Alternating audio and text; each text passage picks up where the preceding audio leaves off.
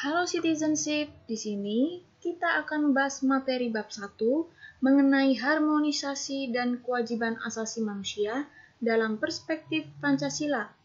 Materi PPKN kelas 11 semester 1. Ya, adapun subbab yang A, konsep hak dan kewajiban asasi manusia yang sudah kita bahas di materi sebelumnya, yaitu HAM memiliki beberapa ciri khusus, yaitu sebagai berikut.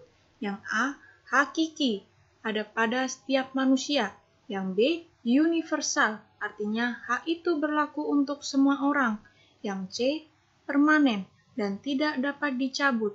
Yang D, tak dapat dibagi, artinya semua orang berhak mendapatkan semua hak. Yang kemudian yang B, subbab yang B menjelaskan substansi hak dan kewajiban asasi manusia dalam Pancasila, yaitu nilai-nilai Pancasila ada 3, ada ideal, instrumental, dan praksis. Kita bahas yang nilai ideal terlebih dahulu. Nilai ideal disebut juga nilai dasar yang berkaitan dengan hakikat kelima sila Pancasila. Nilai-nilai dasar tersebut bersifat universal. Di dalamnya terkandung cita-cita, tujuan, serta nilai-nilai yang baik dan benar. Nilai dasar ini bersifat abstrak, tetap, dan terletak pada kelangsungan hidup negara. Penjabaran antara HAM dengan kelima Pancasila ialah sebagai berikut.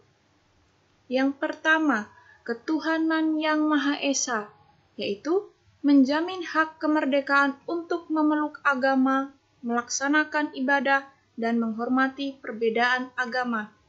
Yang kedua, kemanusiaan yang adil dan beradab, menempatkan setiap warga negara pada kedudukan yang sama dalam hukum, serta memiliki kewajiban dan hak-hak yang sama untuk mendapatkan jaminan dan perlindungan hukum.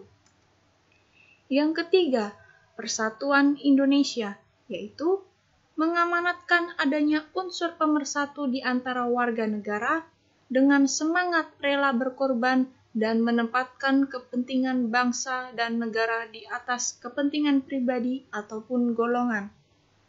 Yang keempat, kerakyatan yang dipimpin oleh hikmat kebijaksanaan dalam permusyawaratan perwakilan, yaitu dicerminkan dalam kehidupan pemerintahan, bernegara, dan bermasyarakat yang demokratis. Yang kelima, keadilan sosial bagi seluruh rakyat Indonesia, yaitu mengakui hak milik dan jaminan sosial secara perorangan yang dilindungi oleh negara serta berhak mendapatkan pekerjaan dan perlindungan. Yang kedua, mengenai nilai instrumental, yaitu merupakan penjabaran dari nilai-nilai dasar yang sifatnya lebih khusus. Nilai instrumental merupakan pedoman pelaksanaan kelima sila Pancasila pada umumnya berbentuk ketentuan-ketentuan konstitusional, mulai dari Undang-Undang Dasar sampai dengan peraturan daerah. Peraturan perundang-undangan yang menjamin HAM ialah diantaranya sebagai berikut.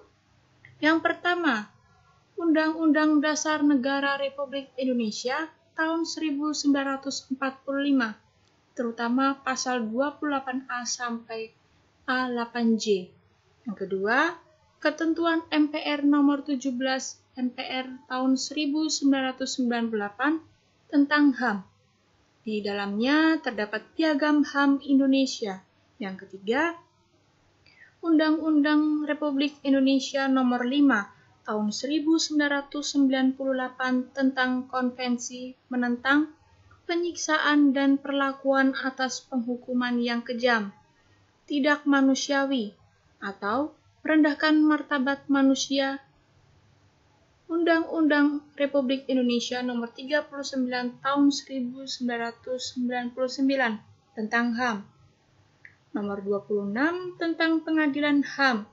Nomor 11 tentang Konvenan Internasional menyangkut hak-hak sipil dan politik. Nomor 12 tahun 2015 tentang Konvenan Internasional menyangkut hak-hak ekonomi, sosial, dan budaya.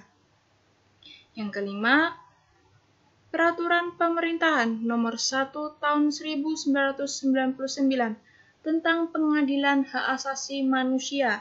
Yang keenam, Peraturan Pemerintah Nomor 2 Tahun 2002 tentang tata cara perlindungan terhadap korban dan saksi dalam pelanggaran HAM yang berat.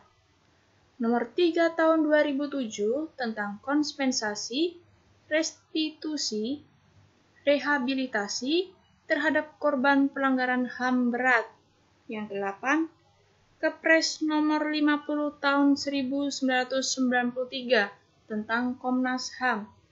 Nomor 83 Tahun 1998 tentang pengesahan konvensi. Nomor 87 terkait kebebasan berserikat dan berorganisasi. Nomor 31 Tahun 2001 tentang pembentukan Pengadilan HAM pada Pengadilan Negeri Jakarta Pusat, Pengadilan Negeri Surabaya, Pengadilan Negeri Medan, dan Pengadilan Negeri Makassar. Kemudian, nilai praksisnya, yaitu merupakan realisasi nilai-nilai instrumental dalam kehidupan sehari-hari. Nilai praksis Pancasila senantiasa berkembang dan selalu dapat dilakukan perubahan dan perbaikan sesuai dengan perkembangan zaman dan aspirasi masyarakat. Nah, di sini Ibu menambahkan sedikit. Saya menambahkan sedikit, sudahkah kamu bangga dengan Indonesia? Suatu hari nanti, saat kedua kaki kokohmu berdiri bukan di tanah Indonesia, saat rumah mewahmu bukan ada di Indonesia, saat pekerjaan yang kamu perjuangkan tidak untuk Indonesia, dan saat kamu menyadari bahwa bendera merah putih di langit Amerika sana adalah bendera Indonesia. Kamu terdiam cukup lama, lalu tanpa menghapus air mata kamu bicara, "Aku rindu Indonesia." Demikian penjelasan sekaligus pembahasan mengenai materi harmonisasi dan kewajiban asasi manusia dalam perspektif Pancasila. Mudah-mudahan kalian dapat mengerti sekaligus kalian pahami dengan baik. Apabila ada pertanyaan, silakan langsung saja tulis di kolom komentar. Kemudian, adapun tugas sebagai berikut. Peserta didik menyusun tugas-tugasnya dalam bentuk portofolio dengan menarik. Kemudian, tentang kasus-kasus pelanggaran hak asasi manusia dalam perspektif Pancasila. Kalian bisa kerjakan, kalian buat semenarik mungkin di portofolio. Oke, jadi sekian. Terima kasih atas perhatian dan kerjasama yang baik. Semoga kalian dapat memahami untuk video pembelajaran hari ini. Terima kasih, tetap semangat, Tuhan memberkati.